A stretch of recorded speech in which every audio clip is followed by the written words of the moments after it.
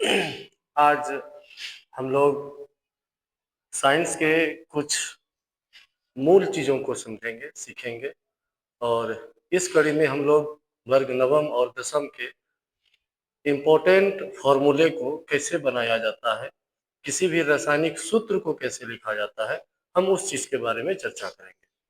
तो चलिए सबसे पहले हम लोग रासायनिक सूत्र लिखने के लिए कुछ चीज़ों को याद रखना बहुत ज़रूरी है। जैसे कि किसी भी तत्व की जो संयोजकता होती है, संयोजकता के आधार पर हम उसका सूत्र निर्धारण कैसे करेंगे। तो पहली बात संयोजकता। संयोजकता है क्या? संयोजकता से क्या समझते हैं? इसको अंग्रेजी में वैलेंसी कहा जाता है। संयोजकता किसी भी तत्व की संयोजकता उस तत्व की परमाणु के बाहरी कक्षा में जो उपस्थित इलेक्ट्रॉन होते हैं, हम उसे संयोजकता कहते हैं। सपोज दैट यदि कोई तत्व है जैसे सोडियम, इसकी परमाणु संख्या होती है 11। जब हम इसका इलेक्ट्रॉनिक विन्यास करते हैं तो लिखते हैं 2 8 1। यहाँ पर हम देख सकते हैं कि इसके बाह्यतम कक्षाओं में एक इलेक्ट्रॉन है, अर्थात सोडियम में 3 परमाणु की कक्षाएं होंगी, जिसमें पहली कक्षा में 2, दूसरे में 8 और तीसरे में 1। तो बाह्यतम कक्षा जो है उसमें एक इलेक्ट्रॉन उपस्थित है, तो इसलिए हम कहते हैं सोडियम की संयोजकता कितनी हो जाती है? 1। इस तरह और भी बहुत सारे तत्व हैं जिसकी संयोजकता अलग अलग हो सकती है। तो संयोजकता किसी भी तत्व की अधिकतम 1 से 4 ही हो सकती है, 1 से 4। अब कोई ऐसे भी तत्व है जैसे कि क्लोरीन, इसकी परमाणु संख्या 17 होती है। जब इसका हम इलेक्ट्रॉनिक विन्यास करते हैं तो 2 8 और 7, यहाँ पर हमें स्पष्ट दिख रहा है कि 7 इसके बाह्यतम कक्षाओं में इलेक्ट्रॉन है, तो हम इसकी संयोजकता 7 नहीं कहेंगे। इसकी बाह्यतम कक्षा में 7 इलेक्ट्रॉन है, तो इसकी संयोजकता 1 होगी। वो इसलिए क्योंकि हर तत्व अपने आप को अस्थायी करने के लिए यह कुछ इलेक्ट्रॉन का त्याग करता है या कुछ इलेक्ट्रॉन को ग्रहण करता है। यहाँ पर क्लोरीन 7 कक्षा में, इसके बाह्यतम कक्षा में 7 इलेक्ट्रॉन उपस्थित है। अपने आप को अस्थायी करने के लिए यह एक इलेक्ट्रॉन किसी से लेगा। 7 इलेक्ट्रॉन यह किसी को देगा नहीं, एक इलेक्ट्रॉन लेगा, जिससे इसके बाह्यतम कक्षा में कितने इलेक्ट्रॉन हो जाएंगे? 8। तो कोई भी तत्व जिसके बाह्यतम कक्षा में 8 इलेक्ट्रॉन हो जाते हैं वो अस्थायी हो जाता है। तो ये अस्थायी होने के लिए इसे कितने इलेक्ट्रॉन की आवश्यकता है? 1। तो इसलिए इसकी भी संयोजकता कितनी होगी? 1। ये नहीं कि 7 हम बोलेंगे। आशा है कि आप समझ गए होंगे इस चीज को। आप इसको आसानी से याद रखने का एक ट्रिक याद रखिए कि 1 से 4 तक ही हम संयोजकता लेंगे। उसके बाद यदि बाह्यतम कक्षा में 5 6 7 8 इलेक्ट्रॉन यदि है तो हम उसको कैसे करेंगे? तो 8 में घटा करके। सपोज दैट क्लोरीन में बाह्यतम कक्षा में 7 इलेक्ट्रॉन है, तो हम 8 में 7 घटाएंगे तो कितना होगा? 1। तो इसकी संयोजकता हो जाएगी 1। तो किसी भी तत्व की संयोजकता उसके बाह्यतम कक्षा में उपस्थित इलेक्ट्रॉन की संख्या यदि 1 से 4 के बीच है तो हम उसकी संयोजकता वही बताते हैं, 1 से 4 तक ही बीच में। अन्यथा 4 से यदि अधिक है तो 8 में घटा करके हम उसकी संयोजकता को बताते हैं। चलिए ये चीजें आप लोग क्लियर हो गई होगी। तो इसके अलावे हमें कुछ चीजों को ध्यान रखना पड़ता है। Helium, neon, argon, krypton, xenon, radon, ये सभी तत्व नॉन रिएक्टिव तत्व है, अर्थात अक्रिय तत्व है। ये अक्रिय तत्व है, दैट मीन्स ये किसी से क्रियाशील नहीं होते, अन्य तत्वों से यह अभिक्रिया नहीं कर पाते। कारण तो इन सभी तत्वों के बाह्यतम कक्षा में 8 इलेक्ट्रॉन होते हैं, अर्थात कि बाह्यतम कक्षा पूर्ण रूप से भरी होती है, जिससे इसकी संयोजकता कितनी हो जाती है? इसकी संयोजकता हो जाती है 0। ऐसे तत्व जो बाह्यतम कक्षा में 8 इलेक्ट्रॉन उपस्थित होंगे तो वह अस्थाई हो जाता है, इसलिए उसकी संयोजकता हम क्या कितना कहेंगे, 0, 0। नेक्स्ट आता है hydrogen, lithium, sodium, potassium, silver, chlorine या फिर क्लोराइड, फ्लोराइड, अमोनियम, इन सभी तत्वों की संयोजकता होगी 1। संयोजकता कितनी होगी, 1। संयोजकता 1। आप जब क्लास 10th में जब तत्व का आवर्त वर्गीकरण चैप्टर पढ़ेंगे तो उस चैप्टर में आपको पढ़ने को मिलेगा कि हर तत्व को अलग अलग वर्गों में रखा गया और उस वर्ग में हमें उस वर्ग की बहुत सारी विशेषताएं पता चलती है। पहले वर्ग में जिन जिन तत्वों को रखा गया है उसकी संयोजकता 1 होती है। आप देखेंगे उसमें तो हाइड्रोजन है, लिथियम है, सोडियम है, पोटेशियम है, ये सभी तत्व आपको उसमें दिखेंगे। दैट मीन्स उसकी संयोजकता 1 होती है।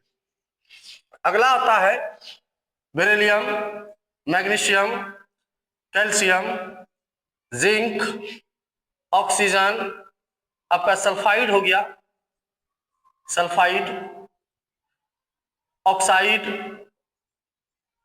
सल्फेट, SO4 से सूचित करते हैं, SO4 से सल्फेट होता है। इन सभी तत्व और मूलकों की जो संयोजकता होगी वो 2 होगी। इसके अलावे कुछ ऐसे भी तत्व हैं जैसे boron, aluminium, nitrogen, phosphorus, nitride, phosphate, PO4, इन सभी तत्वों और उनके मूलकों की संयोजकता होती है 3। कार्बन, सिलिकॉन और थोरियम, इसकी संयोजकता होती है 4। ये ऐसे तत्व हैं जिसकी संयोजकता 4 होती है। और इनके अलावे कुछ तत्व ऐसे भी हैं जो कि कह सकते हैं कि परिवर्ती संयोजकता होती है, अर्थात कि ऐसे तत्व जिसकी संयोजकता 1 से अधिक भी हो सकती है। सपोज दैट परिवर्ती संयोजकता, परिवर्ती संयोजकता, ऐसे तत्व जिसकी संयोजकता 1 से अधिक हो सकती है, जो आप ये देख रहे हैं इससे अलग भी हो सकता है। जैसे अंग्रेजी में इसको वेरिएबल वैलेंसी कहा जाता है, जैसे कि लोहा, Fe, इसकी संयोजकता 2 भी होती है और 3 भी होती है। 2 यदि है संयोजकता, नाम में हम लोग जब देखेंगे तो ये समझेंगे, संयोजकता 2 है तो इसको हम फेरस पढ़ेंगे, और यदि संयोजकता 3 है तो इसको फेरिक पढ़ा जाता है, फेरिक। नेक्स्ट जैसे कॉपर, Cu, इसकी संयोजकता 1 भी होती है, 1 होगी तो इसको पढ़ा जाएगा क्यूप्रस, और यदि संयोजकता 2 होगी तो इसको पढ़ा जाएगा क्यूप्रिक। और जैसे हाइड्रोजन Hg, इसकी संयोजकता 1 भी होती है और 2 भी होती है। तो इस तरह से हम देख सकते हैं ये सभी तत्व और उनके मूलक हैं जिसको आप आसानी से याद कर सकते हैं। ये हाइड्रोजन, लिथियम, सोडियम, पोटेशियम, ये प्रथम वर्ग के तत्व हैं, इसलिए इसकी संयोजकता 1 होती है। बेरिलियम, मैग्नीशियम, कैल्शियम, ये सभी तत्व जो है दूसरे वर्ग का तत्व है, इसलिए इसकी संयोजकता 2 होती है। बोरोन, एल्युमिनियम, नाइट्रोजन, फास्फोरस, इसकी संयोजकता 3 होती है।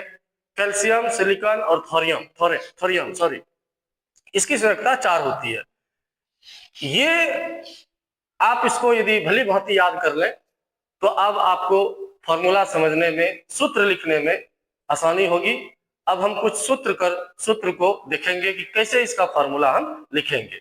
तो चलिए अब हम रासायनिक सूत्र को समझते हैं कि रासायनिक सूत्र कैसे लिखा जाता है। रासायनिक सूत्र लिखने के लिए हम उन सब चीजों को याद रखेंगे जो अभी हमने बताया कि संयोजकता बहुत जरूरी है, और उस संयोजकता के हिसाब से हम लोग सूत्र लिखेंगे। जैसे आपके पास दिया गया है मैग्नीशियम सल्फेट, मैग्नीशियम सल्फेट, हमें इसका सूत्र लिखना है। इसका सूत्र हम रासायनिक सूत्र कैसे लिखें? तो सबसे पहले हम यहाँ पर देखते हैं कि हमारे पास तत्व और उसके मूलक मालूम है, तत्व में मालूम है, मैग्नीशियम सूचित करते हैं Mg से, और सल्फेट है तो सल्फेट का जो मूलक है उसका सूत्र होता है SO4। अब हम क्या करेंगे, इस दोनों के संयोजकता को बारी बारी से नीचे लिखेंगे। मैग्नीशियम की संयोजकता कितनी होती है, 2 लिखेंगे, और सल्फेट की भी संयोजकता होती है 2 लिखेंगे। अब हम यहाँ यह देखते हैं कि दोनों की संयोजकता समान है, तो इसलिए हम क्या करेंगे कि दोनों को हूबहू उतार देंगे, MgSO4। ये कैसे हुआ ये अब आगे हम समझ सकते हैं। सपोज दैट हमें यदि रहता कि सोडियम सल्फेट का सूत्र क्या होता है, सोडियम सल्फेट इसका सूत्र हमें जानना हो, तो हम क्या करेंगे, सेम वैसे करेंगे। सोडियम का संकेत होता है Na और सल्फेट का SO4। अब दोनों की संयोजकता लिखेंगे, सोडियम की संयोजकता 1 और सल्फेट की संयोजकता 2। अब हम यहाँ पर इसे क्रॉस मल्टीप्लाई करेंगे, क्रॉस गुना करेंगे। दैट मीन्स कि सोडियम कितना हो जाएगा, 2, तो लिखेंगे Na2, और सल्फेट कितना है, 1, तो SO4। ये हमारा सूत्र हो गया सोडियम सल्फेट। सपोज दैट कोई अन्य लेते हैं, जैसे कोई अन्य तत्व, जैसे कि हम लेते हैं एल्यूमिनियम सल्फेट, इसका रासायनिक सूत्र क्या होगा। तो एल्युमिनियम का संकेत होता है Al और सल्फेट का होता है SO4, ये तो हम लोग जानते हैं। अब हम दोनों की संयोजकता लिखेंगे। एल्युमिनियम की संयोजकता होती है 3 और SO4 की संयोजकता होती है 2। अब हम इस दोनों को क्या करेंगे, क्रॉस मल्टीप्लाइड करेंगे। तो एल्युमिनियम अब कितना हो जाएगा, 2, दैट मीन्स Al2, और SO4 कितना हो जाएगा, 3, तो हम इसको ऐसे लिखेंगे SO4 whole 3। That means aluminium sulphate का फॉर्मूला क्या हुआ, Al2SO4 होल 3, इसको पढ़ा जाता है Al2SO4 होल 3। नेक्स्ट कोई अन्य मूलक लेते हैं, जैसे मैग्नीशियम क्लोराइड। नेक्स्ट जैसे मैग्नीशियम क्लोराइड, इसका सूत्र क्या होगा। तो बच्चों ये ध्यान हमेशा रखना है कि जिस भी यौगिक का आपको रासायनिक सूत्र पूछ रहा है, उस यौगिक में उसके तत्व क्या है और मूलक क्या है, उन चीज को ध्यान देना है। यहाँ पर मैग्नीशियम क्लोराइड है, दैट मीन्स कि मैग्नीशियम और क्लोरीन अभिक्रिया किया है तो मैग्नीशियम क्लोराइड बना है। तो मैग्नीशियम का संकेत होता है Mg, और क्लोराइड है दैट मीन्स क्लोरीन से अभिक्रिया किया है, इसलिए क्लोराइड है। हमने संयोजकता में यह चीज बताई थी कि क्लोरीन से क्लोराइड बनेगा, ऑक्सीजन से ऑक्साइड बनेगा। तो यहाँ पर मैग्नीशियम क्लोराइड का हमको सूत्र लिखना है, तो Mg मैग्नीशियम और क्लोराइड का Cl। अब दोनों की संयोजकता लिखते हैं, मैग्नीशियम की संयोजकता 2 और क्लोरीन की संयोजकता 1। तो यह सूत्र हो जाएगा क्या कि क्रॉस मल्टीप्लिकेशन गुना करेंगे, Mg1 दैट मीन्स Mg, और क्लोरीन कितना 2, तो MgCl2। इस तरह से मैग्नीशियम क्लोराइड सूत्र हो गया MgCl2। इस तरह करके आप अन्य सारे तत्वों और यौगिकों का सूत्र निकाल सकते हैं आसानी से, और इस चीज को आप अन्य यौगिकों के साथ भी अप्लाइड कर सकते हैं। सपोज दैट हम एक और अन्य लेते हैं, जैसे मैग्नीशियम ऑक्साइड। मैग्नीशियम ऑक्साइड, इस चीज का, इस यौगिक का हमें सूत्र जानना है कि मैग्नीशियम ऑक्साइड का रासायनिक सूत्र क्या होता है।